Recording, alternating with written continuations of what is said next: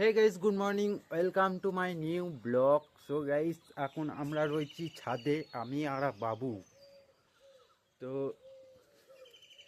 কালকেই আমরা বিকাল দিকে ঘর চলে এসেছি, দিয়ে এখন ছাদে আমরা ঘুরে বেড়াইছি মস্ত। আর আজকে রোডটা বেশ ভালো চকমকে আছে, কারণ কালকে তো মেঘ ছিল সারাদিন, টিপ টিপ করে জল পড়ছিল সকাল থেকেই। আর আজকে মেঘের আবহাওয়াটা খুবই সুন্দর হয়ে আছে, মানে রোদ হবে মনে হচ্ছে আজকে ভালোই। দেখতেই পাচ্ছ চারিদিকটা একদম চকমকে হয়ে রয়েছে। এটা হচ্ছে আমাদের গ্রামের চারিদিকের ভিউ। আর আমাদের পেছন দিকে রয়েছে আমের বাগান, কিন্তু আমের বাগানে একটাও আম নাই, সব আম জলে ঝরে চলে গেছে।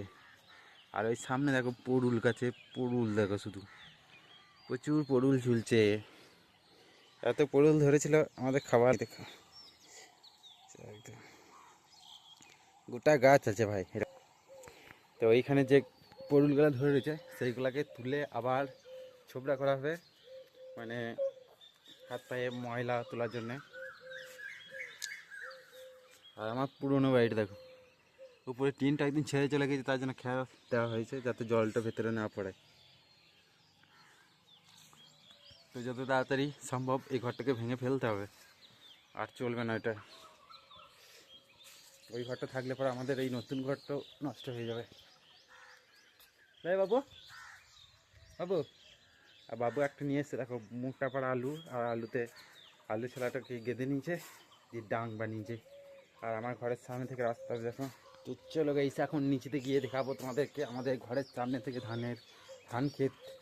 আমাদের ঘরের সামনেই রয়েছে ধান ক্ষেত, আর ঘরের সামনে ধান ক্ষেত মানে দেখতে বেশ ভালোই লাগে। সকালবেলাতে বসে দরজার সামনে বসে ধান ক্ষেত দেখতে বেশ ভালো লাগে, আর শান্তি, আলাদাই শান্তি লাগে একটা ঘরের সামনে জমি। তো চলো দরজাটা বন্ধ করে দিই, একদম অন্ধকার হয়ে গেল, এটা বন্ধ করে দিলাম। আর মা ট্রাক্টরে আলু ঘুরে দিয়েছিল, দেখো আলু, কত আলু পেয়েছে। এর সিঁড়ির মধ্যে রয়েছে এই আলুগুলা, আরও আছে দেখায়।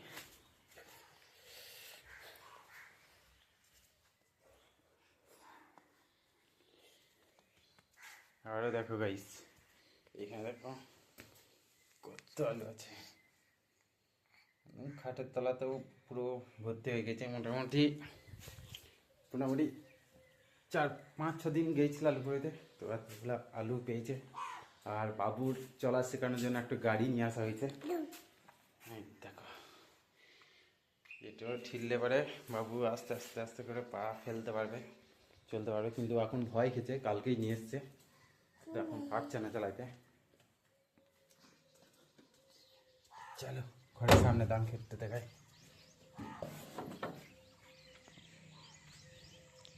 এইখানে রয়েছে ধান ক্ষেত, একদম সুন্দর। যখন পাকবে তখন আরও সুন্দর লাগবে, আর এখন তো সবুজ ধানে ভর্তি।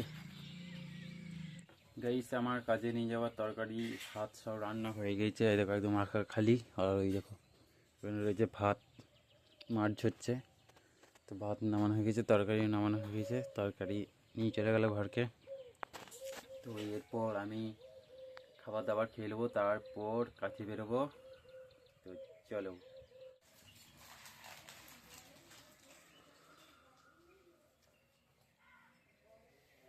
গাইস, আমি কাজের সাইডে এসে পৌঁছে গিয়েছি। আর আমার সঙ্গে রয়েছে আজকে কাজে পার্টনার আমার সঙ্গে রয়েছে চঞ্চল।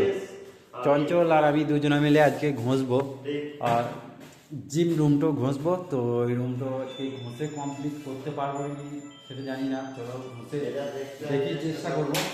তো মালিক এখন আসতে নাই, মালিক আমাদেরকে বলে দিয়েছে তো ঘষতে হবে। আর টিউবলাইট আমাদেরকে পাঠিয়ে নিয়েছে একটা, এখানে রয়েছে টিউবলাইট। এই লাইট দেখে দেখে এইভাবে ঘষবো রুমটা। তো চলো দেখি, চেষ্টা করি পারি কি না পারি, তো লাস্টে দেখাবো তোমাদেরকে। আর ঘষে আমাদের অবস্থাটা কি হয় দেখবে, চঞ্চলের অবস্থাটা দেখবে কি হয়, নাকি ভূত হয়ে যাবো, ভূত। চঞ্চল ভূত হয়ে যাবে, আমিও ভূত হয়ে যাবো।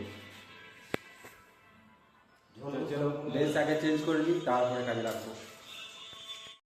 গাইস আমরা সারাদিন ঘষাঘষি করলাম আজকে, তাই বলেছিলাম যে আজকে আমাদের ধুলোতে কাজ হবে, ঘষাঘষি রুম ঘষবো। তো অল্পটি ঘষে ঘষে আমাদের অবস্থাটা দেখো, একদম ভূতের মতন হয়ে গেছি। আর এই রুমটাই ঘষছি, মেজে গেলার অবস্থা দেখো, চারিদিকে ধুলো আর ধুলো। আর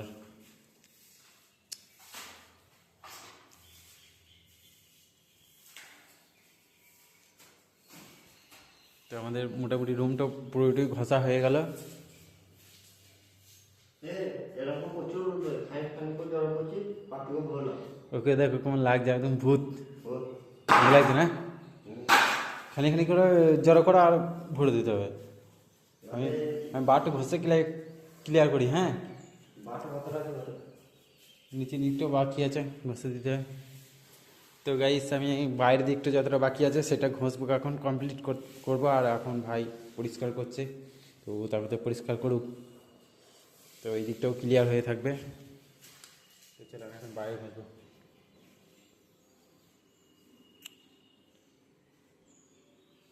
তো গাইস আজকের মতো কাজ আমাদের হয়ে গেল, আজকে কাজ ছুটি। তো এখন আমরা ঘর চলাম, দড়িগুলো লুনি। আর এখানে রয়েছে আমাদের দড়ি, এই দড়িগুলো আমাদের কাজ আছে নিচেতে।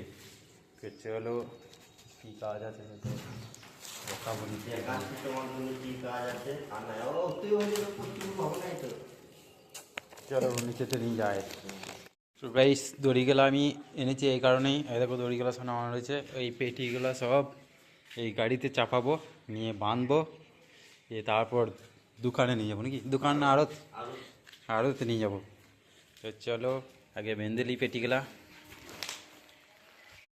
গাইস আমাদের পেটি বাঁধে রেডি করে নিলাম একদম গাড়িতে। এবার আমরা বেরোবো। আর চঞ্চলদা রয়েছে, রেডি হয়ে গেছে। তো ও গাড়ি বেরিয়ে গেছে, ওই সামনে ওর গাড়ি। তো চলো এখন যাওয়া নেক্সট যাক। ভিডিওতে আসছি আমরা। তো গাইস কাজ থেকে আমি ঘর চলে এসেছি, আর কাজের থেকে ঘর আসার সময় আমি 21 কেজি মতন একটা মানে পেটি বিক্রি করেছি। তো তোমাদেরকে সেই পেটিগুলো দেখালাম। তো ওই পেটিগুলো দুজনেদের ভাগ করলাম। তো 10 টাকা করে কেজি ছিল, 220 টাকা হয়েছিল। তো দুজনেতে 110 করে ভাগ করে নিয়েছি। তারপর আমি বাড়ি চলে এসেছি। আমার বাড়ি এসে ভাত টাত খেয়ে একদম ফ্রেশ হয়ে গেছে। এবার শুবো আর এডিটিং করব। তো চলো আজকে ভিডিওটা এখানে শেষ করছি, দেখা হচ্ছে আবার নেক্সট ভিডিওতে। ভিডিওটা ভালো লাগলে লাইক করো, কমেন্ট করো। আর হ্যাঁ, আমাদের চ্যানেলটাকে সাবস্ক্রাইব করে পাশে থাকবে, যাতে তোমরা আরও নতুন নতুন আরও ব্লগ দেখতে পাবে আমার এই চ্যানেলে। তো চলো টাটা।